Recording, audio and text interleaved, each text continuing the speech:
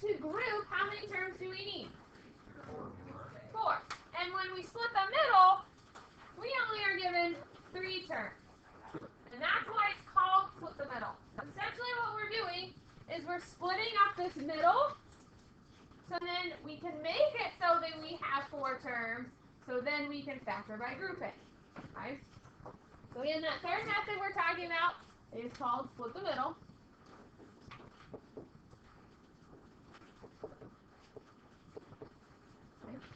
We use this method when we're factoring a quadratic with 3 terms, which is called a trinomial.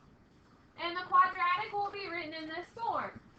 A number x squared plus a number x plus a number. Those ABCs are numbers. They represent numbers. They just change every time.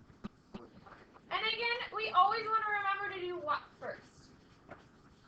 GCF. Always, always, always, always remember, take out a GCF first if you can.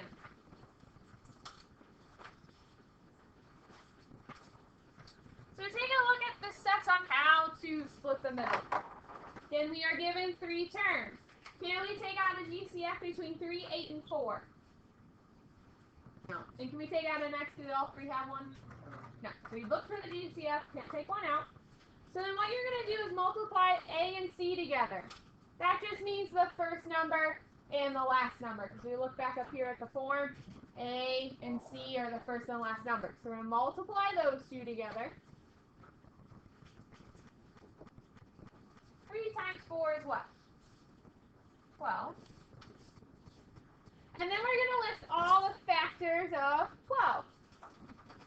Always start with 1. 1 times 12 gives us 12. 2 times what gives us 12? 6. 3 times what gives us 12? 4. Does anything else multiply to give us 12? Okay. After you multiply your A and your C, your first and last, write down the factors. You have to find which pair of factors will add to give you your middle number. So which one of these will add to give us our middle number 8?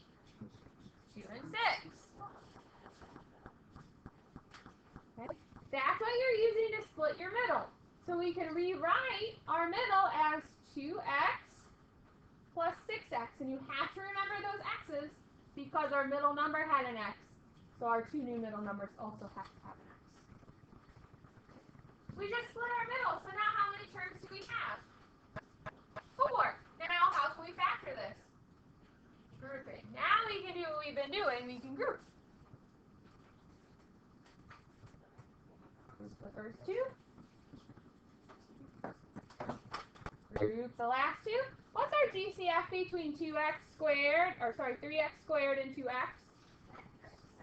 Can we take out a number? No. What our leftover is going to be?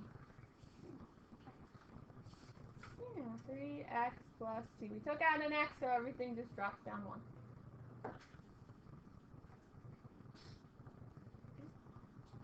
Drop down your middle sign. What's our GCF between 6x and 4? 2. Write your leftovers. Our leftovers are going to be what? 3x plus 2. They have to be 3x plus 2 because they have to be the same. Jason, do you have a question? Yeah. Could I go to the nurse? I think I might have a sore throat.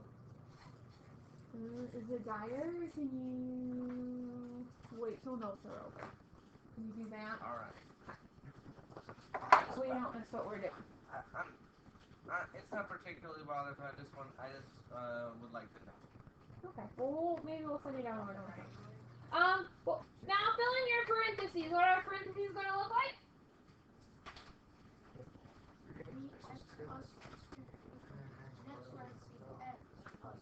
Good. Done. There's our answer.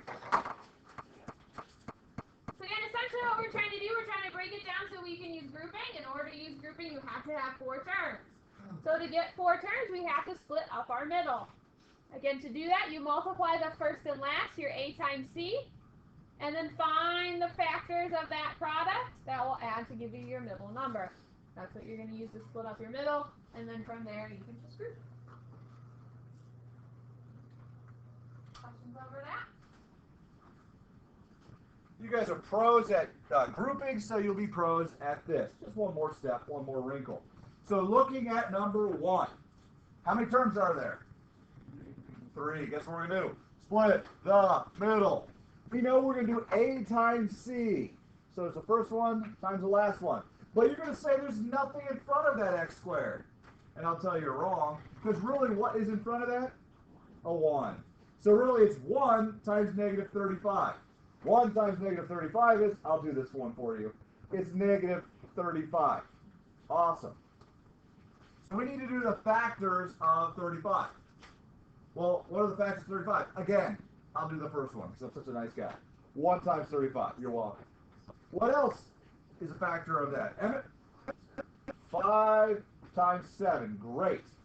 And that's going to be it. Because if I go to 6, that won't do it. 7, I repeat, so I don't hit. There's only going to be 4 numbers here, 2 sets of factors. Now, this is where some of you guys have some hard time figuring these out. When it's positive, positive, meaning both these numbers are positive, you guys figure that real well because the numbers are both positive. Well, when we have a positive negative, that means that, yes, no, okay, cancel that. When we have positive negative, well, how do you get a negative answer when multiplying? There's only one way. It's a positive times a negative, right? That's the only way to get a negative. Because if I did negative, negative, in terms of positive, if I do positive, positive, it's positive. So the only way to do it is get a negative. Now, how do you know which one's negative? How do you know which one's positive? Yes? 7 minus 5. So it would be negative 5. Yes. Well, here's the trick on how to do this and understand why it is. What's that middle number? It's positive. In order for it to be a positive, that means the larger number wins out. So that means the larger number is positive. So if the larger numbers are positive, that means the smaller ones are negative. And it flips the other side of the coin. You'll see an example here in a second. If the middle term's negative, then that means the larger number is negative. So it just depends what it is. So now that I know the signs, which one of these give me a positive 2 when I combine them? 7 minus 5, or negative 5 plus 7. I'm going to look at it. So here's my numbers. Circle them up. So you're saying, why is this called split the middle? Because we are literally taking 2 and I'm splitting it into equivalent numbers. Those equivalent numbers you told me are negative 5 and 7. Well, because that 2 had an x on the back of it, you have to include that x. So there's x's right there. So when we rewrite it, the a and the c, the first 2, they don't change. I'm just splitting the middle. So it's still going to say x squared, but instead of writing 2, I'm going to write these terms now. Negative 5x plus 7x minus 35. How many terms? You guys love the 4-termers. So let's go ahead and do so. So I got that, boom, that, boom. Looking at the first one, x squared and negative 5x. What's the GCF between x squared and negative 5x? Just x. There's no number. There's a 1, but I don't really count a 1. So it's an x. That's the smallest of them I take out. I'm going to divide each of these by x. Leftovers fall inside. X squared over x. X. There's a minus. 5x over, well, the x's will cancel out. You're left with 5. Awesome. GCF problem right there. You guys did fantastic. Whatever this middle sign is, drop her down. So it's positive. What's the GCF between 7x and negative 35? What is it? 7. And again, if you don't remember off the top of your head, just say, well, I want these to be exactly the same. So I need an equivalent statement. So x times what is 7x? 7. So it's 7. And what's going to be in that parenthesis? X minus 5. Good. And you know what? Here's a shame. Some people, not all, there's a couple of you who did this, did fantastic work yesterday on the grouping part and left it like that. It's a shame with you. Gosh, how would you do that? We have one last step. We know that we're going to combine them down, copy the duplicate, Copy the leftovers. These being my leftovers. X plus 1. One more wrinkle, but it's all doable. Yes, Jason? I was supposed to do the 3 ones that were on this mini test, like the test that was like 4. 4 questions? Yes? That was like one with 3. How was what are we supposed That was a GCF problem, yep. You talking about yesterday? That's a GCF problem. You'll see an example here in a second. Questions on that? All right, numero dos. Look at number 2, same exact steps as the previous one. And multiply your first and last one times negative 50 is 1 times negative 50 is negative 50. And then list all the factors of 50. 1 and 50. 2 times what gives us 50? 5. Does 3 divide into 50? Does 4? What about 5? Yeah, how many times? So 5 times 10 gives us 50. Something else multiply to give us 50? No. Okay. So, again, I like to think when this is a negative, we're subtracting. And we're subtracting to get a negative number. So which term has to be negative, the small or the big? If we're subtracting, our answer is negative. Which one has to be the negative? The bigger one. Bigger number always wins out. One negative is going to be negative. One positive is going to be positive. So which one of those are going to combine to give us negative 5?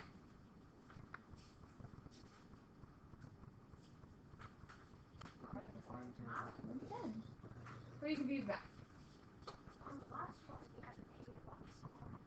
Because think, when I like to think when this is negative, we're subtracting these two. So we're subtracting to get a positive number. So which one would subtract to give us a positive? 5 minus 7 or 7 minus 5? So that's why the 5 has to be negative. Here, we're still subtracting because this guy's negative. Which one's going to subtract to give us negative 5 minus 10? So just think, like whatever this, when this is negative, whatever the middle sign is, that's what the big number is going to be. So like the big number here, the middle number here is positive, so the big number is here positive. Oh, there it is. So that's what you're going to use to rewrite your middle. So we have x squared plus 5x minus 10x minus 50. And then, now we have 4 terms, so we can group. What's our GCF between our first group? And then what our leftover is going to be. Okay? Drop down that middle sign. What's our GCF between 10x and 50? And then what our leftovers have to be? Have to be x plus 5. The reason why the sign changes, I'm going to be thinking, well, that's a negative. Well, here your GCF is negative, so that's why it can change. Your signs change to the opposite. Take your 2 parentheses. What are we going to put in that first parenthesis? 5, and the second parenthesis is going to be x minus 10. Now, some of you might be noticing a pattern for the ones where there's a 1 out in front. If you notice when there's a 1 out in front, your answers just ends up being those factors that you get. So here our factors are minus 5 and positive 7, and our answer just ends up being x minus 5, x plus 7. Here our factors are positive 5 and negative 10, and our answer just ended up being x plus 5, x minus 10. That's a shortcut for if it's 1. You notice on the first one we did together, the number in front of the x squared was not 1, and we did not get that pattern. Okay? So that shortcut only works if there's a 1 in front of the x squared. If you don't recognize or remember the shortcut, not a big deal. Just flip the middle, you'll get the right answer. But If you notice a shortcut, you won't get points taken off if you take advantage of it. Not a big deal if you don't. Just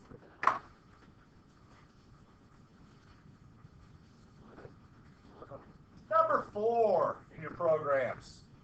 All right, well, guess what? You just learned that shortcut, can't use it here. How do I know I can't use it here?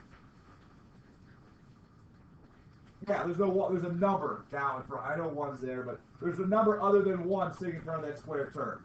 So can't do it, sorry. But we do know it's 3 terms, so what do we do when we have 3 terms? Check for GCF, no matter what, is what the correct answer should have said. Is there a number that goes to 3, 19, and 40, though? 3 and 19 are prime? No, that's the correct answer. So we have 3 terms. We now need to split the middle. Everyone's favorite game show. So I'm going to do the first times the last. 3 times negative 40. Some sort of negative answer, I believe. 3 times 40 is? 120. Thank you, Jason. And we're going to find the factors of 120. Now look at the signs. We have a negative. So that means one's negative, one's positive. Which one wins out? The bigger one does. Since this is positive, which number has to be positive? The bigger one. So we get all our factors, the bigger ones are going to be positive. So, again, I'm such a nice guy. I'll do the first factor for you. 1 times 120. You're welcome. Bigger one has to be positive, means the smaller one's negative. All right. All right, is that it? Because if you find it right away, stop. Don't go any further. 120 minus 1, is that 19? Ha, no. No, there's 19 in. It's not what we need. What's the next factor of 120? 2 and 60. We know all the ones are going to be negative. 2 and 60. Is that going to work out? No. Hey, we know 3 works because we just did it. 3 times what? That work? Ooh, 37.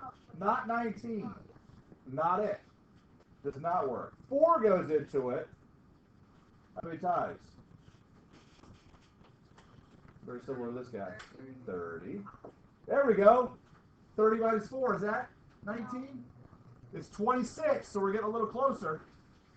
Let's try this 5. I know 5 goes into it, ends with a 0. 120 divided by 5, or 5 times 1 is 120. Everyone look at it. 24. 24. Does that work? Is 24 minus 5 19? Yes. All right, found it. There are more factors. I don't need to do them. Don't need to go any further. So I'm going to circle that guy, and let's roll. So now I'm splitting that middle term being 19. I'm replacing it with a negative 5 and a 24. So let's do so. So there, the first term, the last term stay the same. So I'm going to say 3x squared minus 5x, because it wasn't x before, I'm splitting it again, plus 24x minus 40. 4 terms, we like that. We like the 4 terms. Yepers? Yepers. There are. GCF between 3 and 5. 1. Between the x's now? Yeah, they both share an x. The smallest one being x to the first power.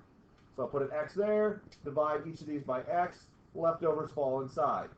Well, 3 is not being affected, it falls down naturally. X squared over x minus 5x over x, see ya x's, so left with 5. Always, always, always remember to take that middle sign and drop her down. Positive.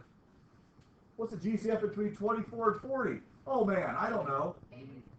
It's 8. And you would have said 2. 2 works. 4 works. 8 works.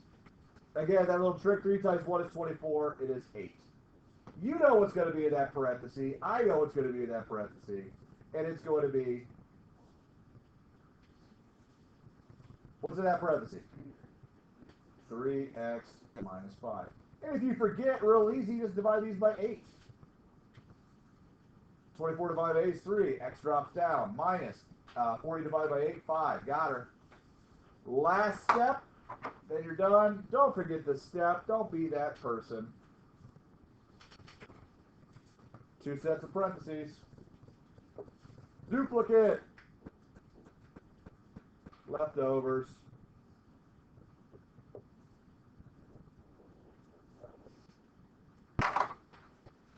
Caution, some of you are already advanced going on to your HW or the next problem, because that's how you guys roll.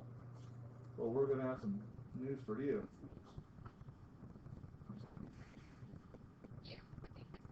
Here we go. Questions on that one? Feel good about that? You're rolling? Well, we've got another curveball to throw at you. Flip to number 8 in your program. Alright, so look at number 8. What do we say is the very first thing we do when factoring? Yeah, GCF. So again, always check and see. So look at number 8. Can we take out a GCF between 2x squared, 14x, and 12? Yeah, what can we take out? So if you can take out a GCF, you have to. There's no ifs, ands, or buts about it. If you don't take out a GCF, then it's not technically going to be completely factored. So then you'll lose points. So make sure if you can take out a GCF, do so. Okay. So when we write our leftovers, we're just dividing everything by 2. So what do we get? Divide everything by 2. 2 divided by 2 is 1x squared. 14 divided by 2 is 7x. And 12 divided by 2 is 6. Okay. And it's really important. You have to remember the 2, your GCF, in your answer. And to make your life a little easier, I like to just drop it down. And we know our answer is going to be 2 parentheses. That way you don't have to worry about remembering it. You don't have to keep dropping it down with the work and make things super messy. Just whenever you get your GCF, write your leftovers, drop it down, make your parentheses, and then just focus on factoring what's left over. Okay? Again, we have 3 terms, so we can use split the middle. Multiply the first and last. 1 times 6 is 6. Well, what are all of our factors of 6? Good. 1, 6, 2, and 3. Anything else? Nope. Which one of those are going to combine to give us our middle number? 7.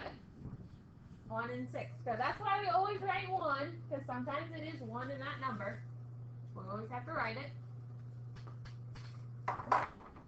Use that to rewrite your middle.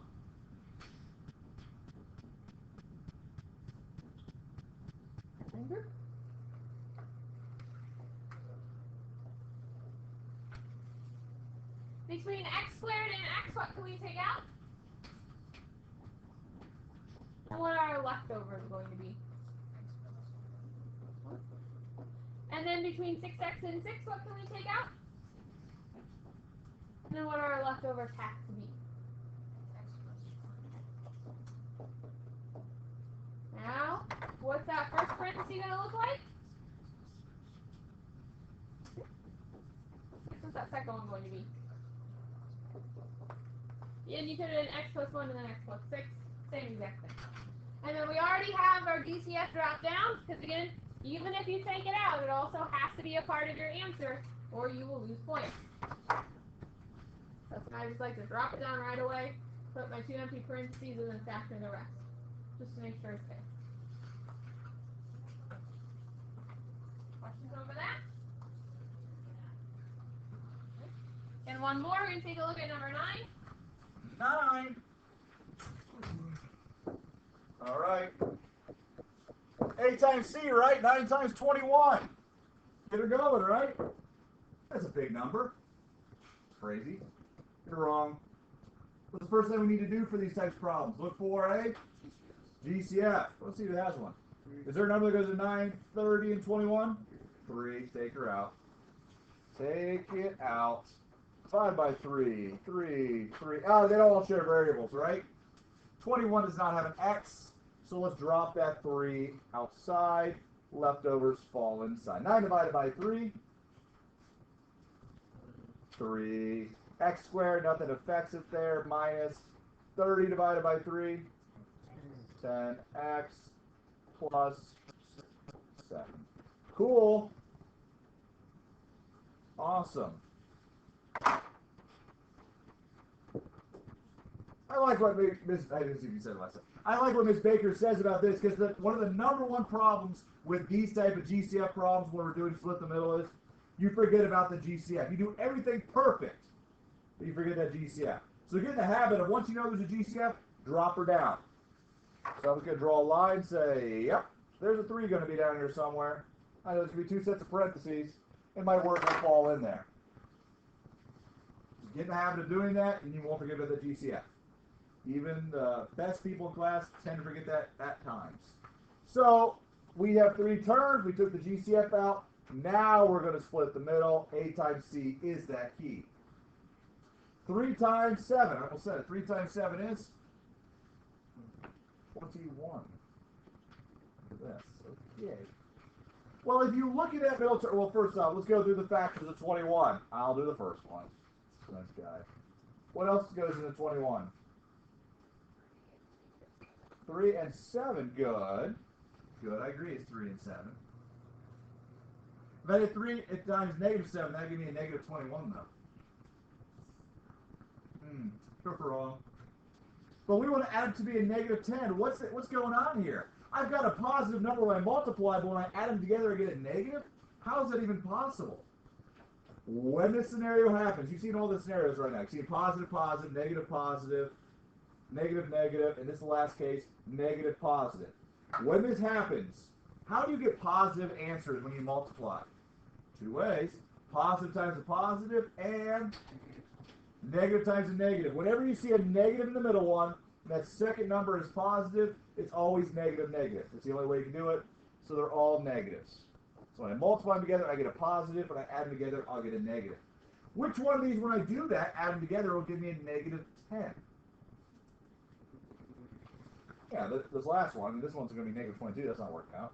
There they are. So I'm going to split that 10 into those 2 terms. So don't worry about that 3. It's already down there, so I don't have to worry about it.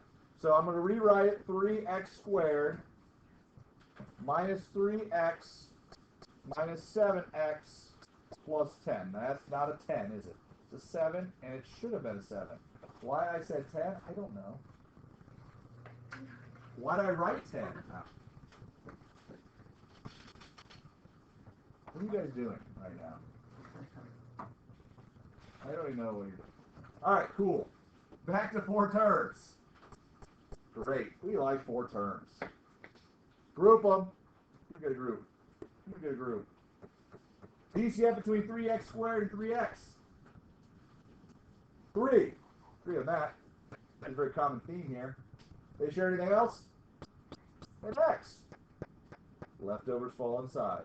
3x, 3x. See ya. X squared over x. 1x. 3x over 3x. 0.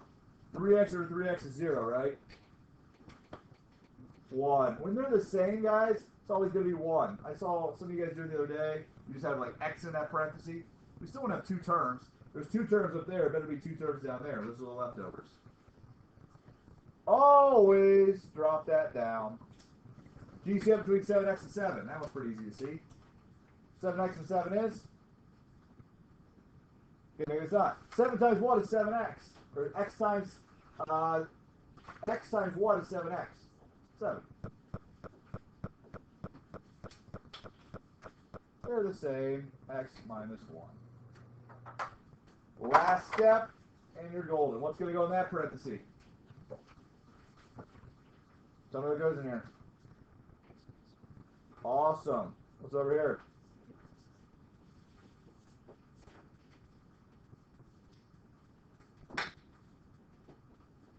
I'm having a hard time writing that. And there's my final answer, with the 3 included, because people tend to forget that. Not that you guys would ever do that, but you guys are going to do that. Questions on that? All right. Your moment in time to do the practice. Again, if you can do this type of factoring, you can do any of the factoring. You're pros. You can do it all now.